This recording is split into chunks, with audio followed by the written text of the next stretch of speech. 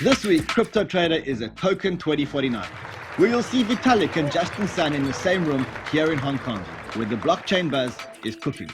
We talk to protocols, projects, funds and institutions who all say that we are firmly in the build phase. And a big debate from a special guest moderator you don't want to miss. Crypto Trader starts right now. Crypto Trader is proudly brought to you by eToro. Discover a simpler way to trade and invest in cryptocurrencies and more. Coverage of Token 2049 is brought to you in part by Kenetic and DigiX. This week's edition of Crypto Trader comes to you from Hong Kong at the biggest event on the calendar called Token 2049. This is an episode you don't want to miss. Crypto Trader kept at it here in Hong Kong from Blockchain Week to Hybrid Summit and now Token 2049. Our ever-growing Asia-focused team covered everything here and everything in between. Now, as you see, Crypto Trader covers the conference circuit globally like no other outlet. And yet, at each of these conferences, it's the same old story. Big names in front of big audiences making big announcements. So right now we have 186 DApps according to the DApp radar. There's booming booths, bold-faced brands, and market movers making their names known. The Binance Chain mainnet is launching soon, be the decentralized exchange. But recently, in actuality, attendance has dwindled, attendees revolving, and the storylines redundant. Some may say that it's cleared out some of the scammers. Others comment that it's just a long, winding crypto winter. Well, I think that we're in the middle of crypto winter. There is a spring in sight, and it will come with regulatory clarity. Still others say who's left here standing are the strong support systems. And there's a duality dwelling. Some scam headlines break, while the reputable names in the build phase keep building. Success takes time. Things aren't going to instantly be great in 1 month. It takes 3 to 5 years to really see things get to where they need to go. From Fidelity to Coinbase, Binance to Backed, and as you'll see here, even Tron to Ethereum. This undercurrent in crypto is swelling and was in full force here in Hong Kong from Blockchain Week to Token 2049. It certainly began with a bang when Vitalik took the surprising center stage. And only Crypto Trader's crew was backstage to see it all, with our sponsors Jihan Chu's Kenetic and DigiX organizing the Ethereum Supermeet right here.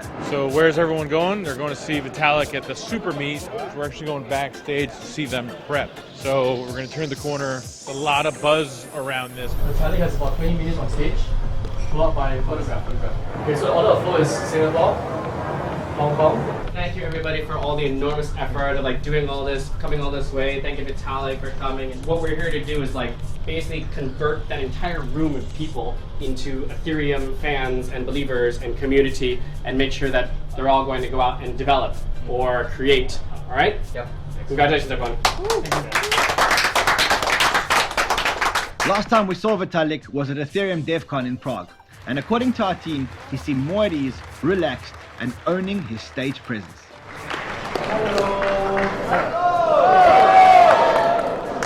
How is everyone today? If you're feeling great, raise your smart camera. See, everyone's feeling great.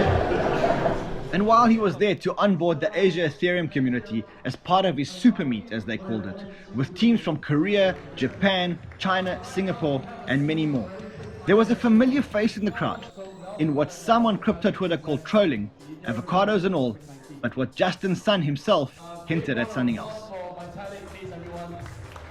You were in the audience, yeah, exactly. Saw you there, yeah. And were you trolling him, supporting him? Yeah. First of all, I bring the avocado because Vitalik likes that, right? And second thing... so it's a peace offering? Yeah, exactly. All right, you heard it here first. Justin Sun was making a peace offering in the spirit of friendly competition. Is it about competition to you? I think first of all, the competition between Ethereum and Tron breeds lots of the good results. So this year we have attract over 5,000 developers. And you say you've attracted 5,000 developers just this year? Yeah, exactly. And because the Tron I've got to track that provenance down. Exactly, definitely. We got to do some due diligence on that. Yeah, definitely. Competition or not, the name of the game right now for both founders is mass adoption. and Vitalik is bullish on that front. Aside from the technicals, there's actually a lot of stuff in the ecosystem that I've been kind of very encouraged by recently. First of all, there's all of these kind of quote decentralized finance, DeFi, DeFinance, open finance, whatever your favorite buzzword is, things like the decentralized exchanges, things like MakerDAO, recent stablecoins that have been emerging, large-scale user onboarding. So browsers, Brave, Abra has some Ethereum wallets built in, phones, that announcement from Samsung recently, and that's something that we are probably going to see more of. Tron's tools for mass adoption? Mass giveaways, it seems.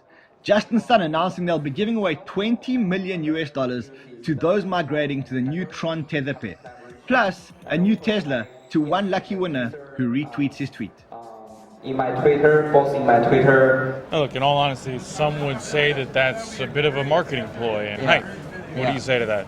I don't think so, because the Tron blockchain is faster, smarter, and at the same time, we have lots of the user case compared to the OMI blockchain. And also, this is completely free. One of the big challenges in crypto and in blockchain is mass adoption. How and why? Everyone knows BitTorrent is the largest file transfer protocol in the world. We have 100 million monthly active users, so which means we will bring 100 million monthly active users into the blockchain industry. So we're not talking hype, we're talking real building. Yeah, real TPS and real transaction on the blockchain.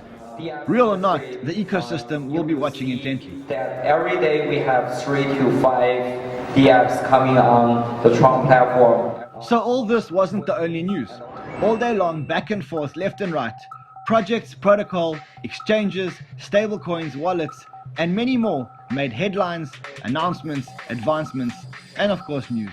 Around the conference there's always tons of new launches and new product launches, new partnerships being released. According to the organizers, it was the place to start in Asia to make headlines. Great lineup, we have many amazing projects, from Tron, we have Charles Hoskinson from Cardano, we have obviously Charlie Lee from Litecoin. So many of the big players are here. So our ever-expanding Asia-focused team was there to talk to all the big players and sift through all the headlines, even in Chinese, given that we were in Hong Kong. 真的吗？真的。我们可以告诉我们的那个说普通话的人。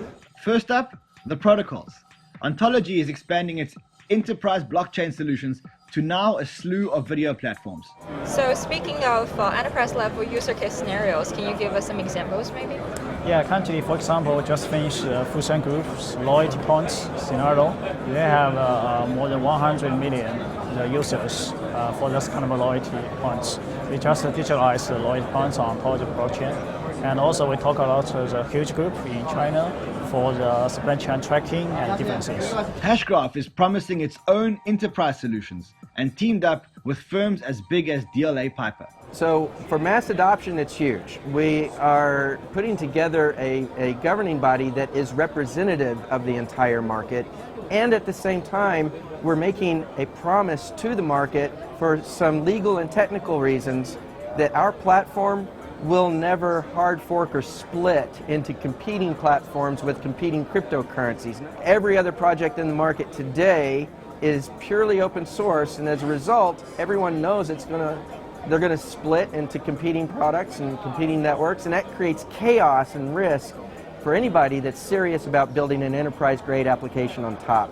For these protocols, it may not just be the build phase. Are we finally out of the building phase and into the deployment? Well, I mean, we launched. One of the most bizarre notions in the space is that we're just a white paper or we're not even launched or we're just a test net. Cardano's been in mainnet since September of 2017. It's just we're going from a federated system like Ripple to a fully decentralized system where the users are in control. I say 100 times more decentralized in Bitcoin, about 50 times more decentralized in EOS.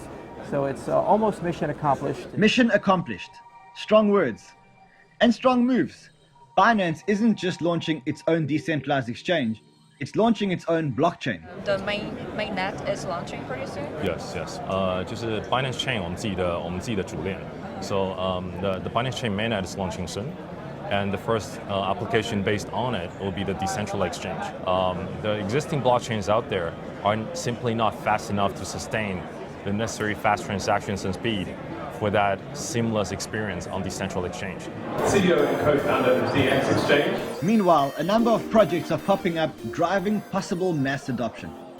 DigiX Exchange announced it's going live in Europe with its security token trading, one of the first to provide STO liquidity. Anybody can now, who has done an STO, who's raised money for a security token, can now come to us to have that token listed in a secondary marketplace to allow liquidity for their investors to begin trading. It's a big step. You know, there's others that are doing it in a compliant way that's under certain jurisdictions, like for example in the U.S. But it's more like an order book matching rather than or an OTC. But this is a true order book, P2P, being able to trade. On the institutional side, SharesPost wants to change the structure of the private shares market, working to tokenize private growth assets. We trade unicorn stock historically, so that's like private companies with a lot of shares outstanding, like Uber, Airbnb, SpaceX, Palantir, DiDi, etc. The company has had the vision to modernize and kind of change the structure of the private shares market, and we're using blockchain to do that. And the idea is to use blockchain to create a lot more liquidity. We feel that the future of the private shares market is in digital securities, and much of the future of crypto is also in digital securities. On the mass adoption side, there's a swell of launches happening. In big news, eToro, Crypto Trader's title sponsor, launched its crypto trading platform live in the US on its massive platform. We are going to offer eToro in US, and now we make it, right? So now we can offer fiat to crypto buying in US. And the second announcement is like we actually offered the wallet last year. Okay. And now, you know, like all our clients and customers can actually buy crypto using their credit card in our wallet. Abra, who Vitalik mentioned, has launched its service enabling investors worldwide to purchase US equities using Bitcoin.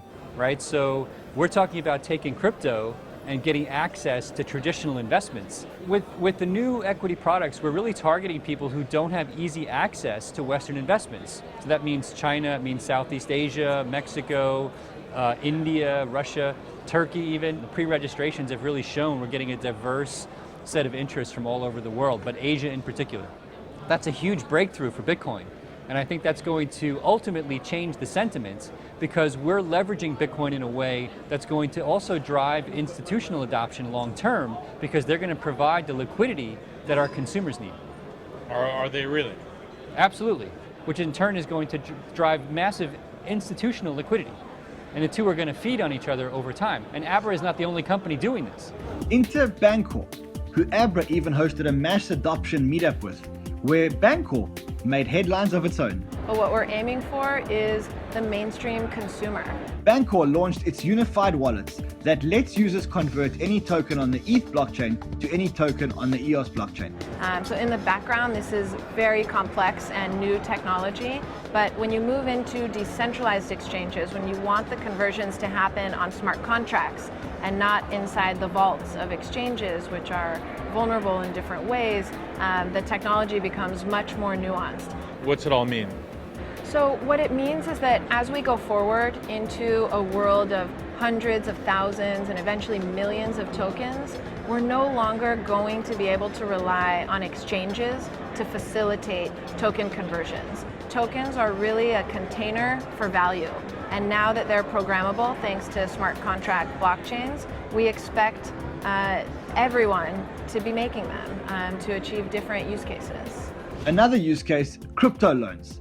Alex Mashinsky from Celsius was there advertising a 7% interest to Celsius's 65,000 active users and hodlers.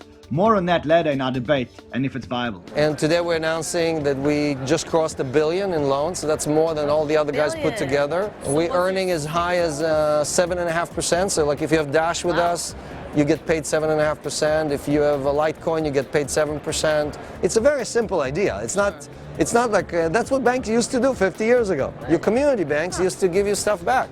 These days, the community banks are tied up with a debt crisis. And Salt, a crypto loan issuer, thinks that the notion of debt can change with crypto. On a global level, the debt that we're seeing countries get into is probably not healthy debt. This is debt where they are borrowing against their future promise to pay and the faith of that local economy to continue to sustain itself. So one of the things that we've really focused on is saying, all right, well, what kind of debt is good for economic growth? What kind of debt is beneficial for borrowers? Typically, that can be really focused on asset-based lending, as opposed to income-based lending where you're borrowing against your future income. So most people in the world don't have access to healthy debt, and that's what we really want to solve with blockchain. And trying to solve the crypto custody confusion is Paxos, becoming one of the first New York state-regulated custodial services. What's your take on the custody issue? Yeah, custody is a huge issue, which is basically how can I hold my assets someplace that my investors can trust. We've done something that no one else did before, which is we created a trust company. Organized under New York banking law, it's a financial institution. Because we're a regulated trust company, we're also a qualified custodian. And it allows us to hold client assets and to be able to turn those assets into blockchain-enabled assets. Stablecoins also seem to be institutionally friendly. DigiX, for example, is tokenizing assets starting with a gold-backed stablecoin. So what DigiX exactly is that it represents 1 gram of physical gold that is stored all in Singapore. And every DigiX token itself is 100% audited and verified by our auditors every 3 months. So the competition in the stablecoin industry is really, really big. How do you foresee DigiX is going to play in the space in the future? Yeah, I think stablecoin assets itself is a very wide spectrum of it. And on the other end of the spectrum where DigiX sits is the asset-backed stablecoins. As a company, DigiX, we are able to tokenize not just gold, but potentially silver, palladium, and every other kind of metal asset class. So what was the biggest challenge DigiX faced in the past? I would say it's mostly liquidity issues right now, which we have actually been working in place to sort it out as we speak. Others, meanwhile, are trying to turn the blockchain into a means for social impact. Paxful, for example, is promoting its peer-to-peer payments network focused on Africa. I just came back from South Africa, and Ghana and Kenya. And everywhere in Africa, it's the same story. The second you mention Bitcoin, everyone was like, oh, Bitcoin, oh, the price really dropped. Oh, my friend got scammed. So our job, first of all, is to tell them, okay, you don't have to invest in Bitcoin. You don't have to, give it away or rent some mining equipment. There's something else you can do with Bitcoin, right? You can take the Bitcoin and you can use it as a means of exchange. In some African countries, you can't even send money to the country next door. Basically, every single African country, every single bank and every single payment that they have is a walled garden. How does the money flow freely around? Once you tell them how to do that with Bitcoin, with peer-to-peer finance, they're all ears. Also, all ears is Social Alpha, a first in the blockchain arena. A Hong Kong-based non-profit issuing grants exclusively to blockchain-based social impact projects. Its co-founders issued the first grant to the Yale Innovation Lab, tackling climate change and carbon emitters. So one of the things that we like to focus on here at Crypto Trader and in my report specifically is blockchain for social impact and blockchain use cases. Nydia, tell us the impetus for getting into blockchain for social impact. It's very important to really start to build a voice about blockchain for social impact. And then also it's important to cultivate and recruit the first generation of blockchain philanthropists at the very early stage. And now you're giving a grant to this gentleman from the Yale Innovation Lab. What is the grant for, Martin? The grant is for developing a project around understanding the merits of blockchain in global carbon and climate accounting, and actually building solutions around it. So Martin, it sounds like it's a way to essentially hold those accountable in the climate change debate and tracing it to its source, the emitters, yeah? To some extent, first, we're all accountable to climate change. We're all part of it. And that's why we focus on a global sense. But yeah, there's a lot of work that has been done on the blockchain space on supply chain and provenance. And so we can also try to keep track of where are the sources of emissions by looking at, for example, the entry point of fossil fuels into the energy system. But on the other side, tracking climate action pledges and how they progress over time, so that there is accountability. It's a noble goal and it's happening. You've got your first grantee at the Yale Innovation Lab. How can viewers maybe who have an idea to help change the world via a blockchain nonprofit, how can they apply? We are open for everybody around every corner of our world. Just simply go to our website. Our application is very simple and straightforward. We definitely hope to attract more environmental issue focused projects in 2019, as the environment will be our main focus in this year. We have a GitHub repository. We're going to be doing constant announcements, and Social Alpha as well has been very helpful in communicating our efforts. I think it's our job. We're going to hold you true to this mission because we want to see these succeed.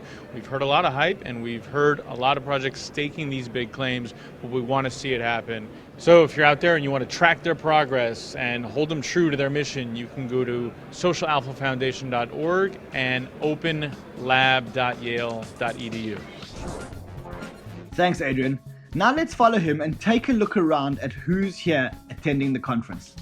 Here at Token 2049, we're at the Kerry Hotel in Kowloon Bay, which is kind of like the new startup scene here in Hong Kong. We're in a bear market, but as you can see and take a look around, we can pan this way. We got Lawrence Digital here hosting drinks. Everybody, how's it going? Lawrence, real quick, how's Token 2049? Token 2049 is a really good conference, and I love Hong Kong. Cheers. And as I said, we're in Kowloon Bay, so we're across from Hong Kong Island. So let's go talk to some people here.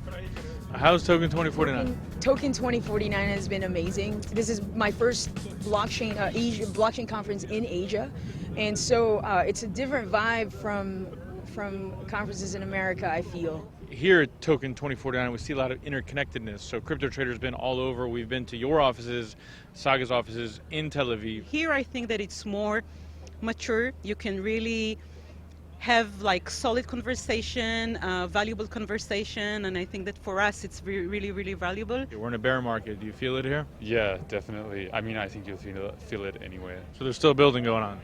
It's happening. It's happening. They're not out here flaunting their money while they're doing it, but they're doing it in the back. Key things we're seeing in the industry is the industry's trying to get more credible at the moment. Regulations and the regulatory landscape's changing everywhere, and the providers and the exchanges are all getting ready for that. So it's really exciting times. All right. So let's take a look inside at Token 2049. It feels like a real crypto OG gathering. There's great founders here from a lot of the most senior projects in the space. The hallway conversations, which is usually the funnest part for me of these events, has been awesome. What gets me really excited is when people get into small groups and start doing deals and business together. I think that's awesome. I mean, I think with crypto, everyone just constantly wants to go to conferences to check in on, what's going on, what everyone knows, what the leaders in the industry are seeing, what's coming up next. I think that the conversations that we're having are really oriented around application development, real utility, and real business. So as we walk in, you take a look around, and there really isn't a shortage of people. You've got Kenetic come through, Circle, CoinMarketCap, who we had on the show last week. We've got Ken Bozak. I mean, Ken, you're known as a crypto enthusiast for sure, but you're still enthusiastic in this bear market. I mean, for real? Absolutely. I mean, I don't have as much Bitcoin as I would like, so as far as the price goes, yay. If it keeps going down, I can accumulate more. And you are a true believer, tatted up in crypto. Take a look at this, guys. Litecoin, Bitcoin, Dash, Decred. And Monero.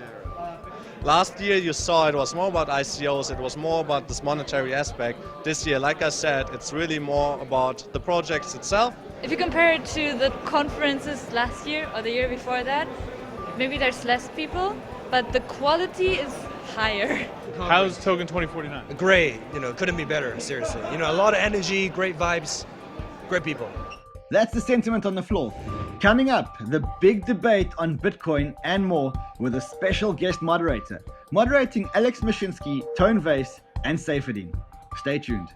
Steve and Dave use eToro to invest in the financial markets. Steve does research on global investment opportunities. Dave does research on how to become a level 60 wizard. Steve follows the feed for the latest market news. Dave follows the feed for the latest cat videos. Steve has a watch list for promising investments. Dave has a watch list too. So why is Dave just as good an investor as Steve?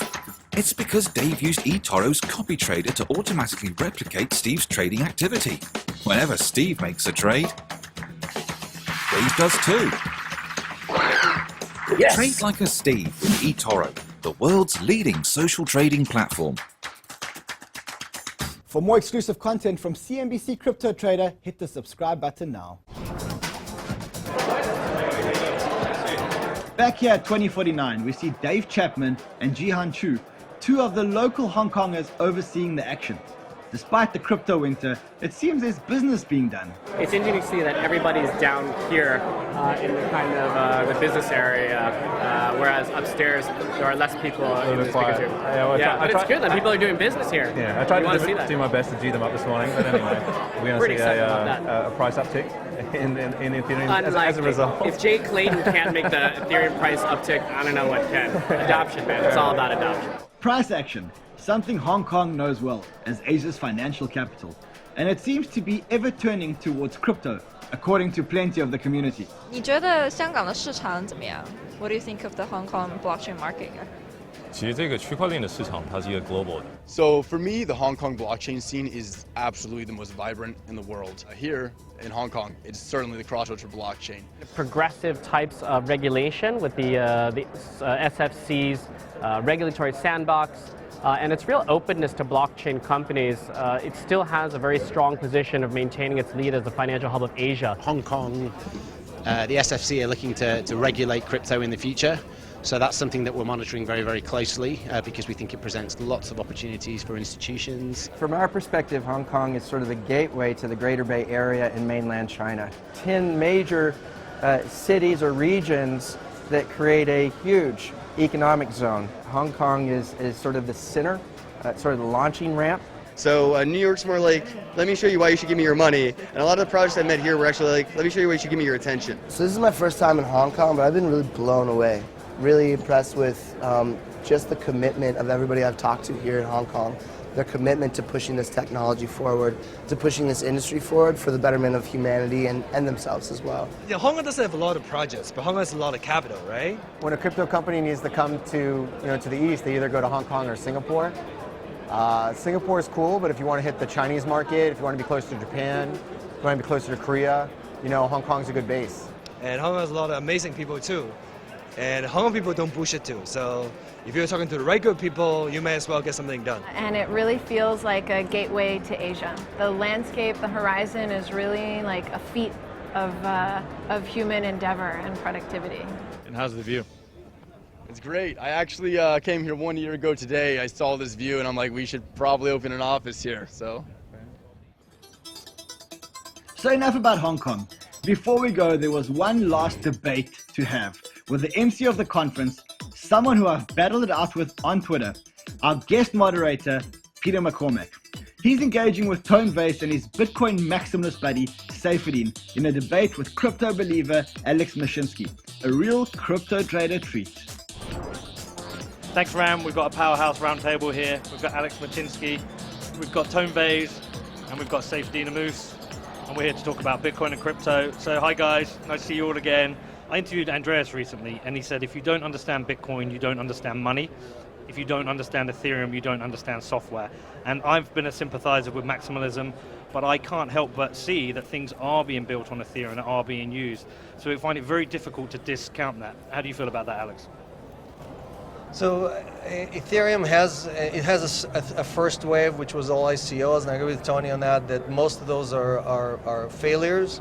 But just remember, from the entire internet experiment of 25 years, all we got is 5 great companies. The Ethereum has a second wave, a second killer app, and that is stablecoin. In my view, it's not security tokens, it's not NFTs. The use case for stablecoins is very solid. We're seeing, like in Celsius, we have 6 different stablecoins, and we're seeing a flooding of coins coming in. We're paying 7.1%, so there's a good reason for people to take their dollars, convert to stablecoin, and deposit them.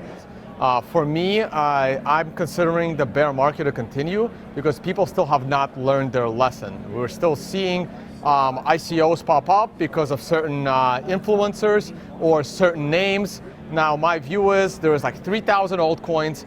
If 1 or 2 survives, and you can debate me on 1 or 2 surviving, that's a reasonable debate. What you can't debate me on is which 1 or 2 they're going to be, because no one knows. Yeah, and I think, the case for stablecoin, there may be a use case for it, but if you're going to do it properly, it's going to have to be centralized. And the idea that you're going to run a stablecoin in a way that is decentralized is just more of the sort of decentralization fetish that we have in this industry, where people think of it as just necessary, decentralization as a goal in itself.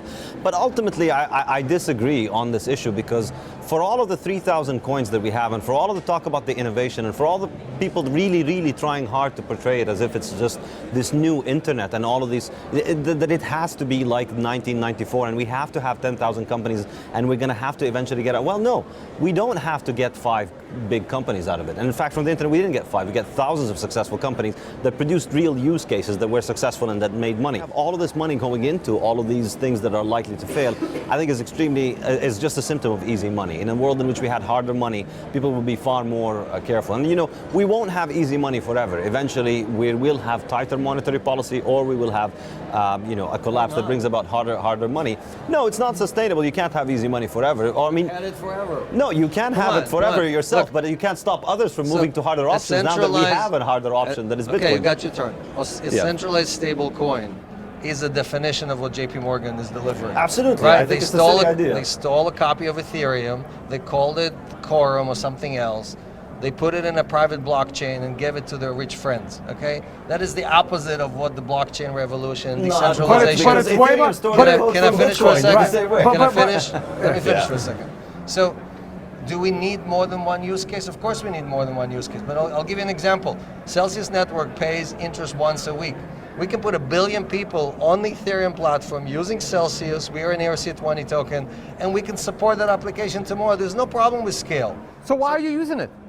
We are using it exactly because of that. We're using it because the only way today for everybody on the planet to earn 7% interest, 7 times more than the bank, is using the blockchain, using Bitcoin, using stable coins. You realize you just said something that's impossible, right? Everyone on the planet to earn 7% interest, right? You realize you just said that, right? Impossible. It is impossible. The money doesn't grow on trees. You can't give everyone 7% a year. The bank earns 24% on your money. So, let's make sure we can all be heard. The point is, their business, the business model is taking your money and giving it to someone else. Okay? Insurance broker gives 95% of your value. The problem with this is very typical in this space. Bullshit. Exactly. Let's call bullshit. People identify real problems in the world and then present some sort of nonsensical vision of a beautiful world in which everyone pays 9 and everyone receives 7%, and somehow that's supposed to be a solution. It's not a solution. Yes, banks do take advantage of people. The reasons are institutional and political. Can they pay 7% today without losing money? There are a lot of things wrong with banking. Yes or no? Yes or no? I'm just here to point out the ridiculous notion that you're not going to offer 7%. This is just another blockchain nonsensical use case. Yes. The answer is yes. Okay. They just don't want to. I think you both made your points. They can steal from you continuously, and they don't have to. But I don't think we're going to get a useful conversation or shouting at each other. Try it out. So we're going to try something a little bit different. Okay. What are you all looking forward to over the next year in the world of either Bitcoin or crypto? I'm most excited about seeing the growth of Lightning Network, seeing some of the challenges being overcome. What are you guys looking forward to? And no arguing. You can go first, Alex. So, look, we need scale in the community. I think I'm looking for the breakout application that brings millions of new users that are first-timers, right? The people who are struggling, the people who need an alternative, the people that cannot go to their bank and get, or they don't have identity, right? All those things are things that the blockchain can solve. Bitcoin is a great store of value today, so it's a great application. Ethereum is a great smart contract platform, but we need other things that are going to bring that 1 billion people into this. Thank you. Tone. All right, I'm also looking forward to a lot of the technological features of Bitcoin, really looking forward to Lightning so we can scale all of these transactions, really looking forward to Schnorr and other privacy features that will eliminate that side where people keep saying how Bitcoin is too slow and it's not anonymous at all. And I'm really looking forward to things like Ethereum finally imploding and going away. Giving people an understanding of what it is to have an immutable blockchain, but I see the world of all these altcoins going away, and the faster that happens, the better off the whole world will be. Safeidan? I think what I look forward to the most is Bitcoin confirming a new block of transactions every 10 minutes. As long as that happens, Bitcoin is continuing to win, and there's nothing that the haters can do. So that's really what I care about the most. In terms of the developments on Bitcoin, they'd be nice to have, but I'm not particularly. I'm happy with Bitcoin as it is. I don't think it needs to make major changes. I think it's proven as it is. Bring 10 people into crypto, okay? Go to your friends, your neighbors, give them a few coins. The only way we scale is if we have a few 100 million people in this. All right, we may not agree on everything, but great to see you all again, and hope to see you again in the future. So that's it from Hong Kong, from Token 2049, and from all the projects in the space. I'll see you again next week. Until then, I'll be on Twitter at CryptoManRun, and you should trade well, my friends. Crypto Trader is proudly brought to you by eToro. Discover a simpler way to trade and invest in cryptocurrencies and more.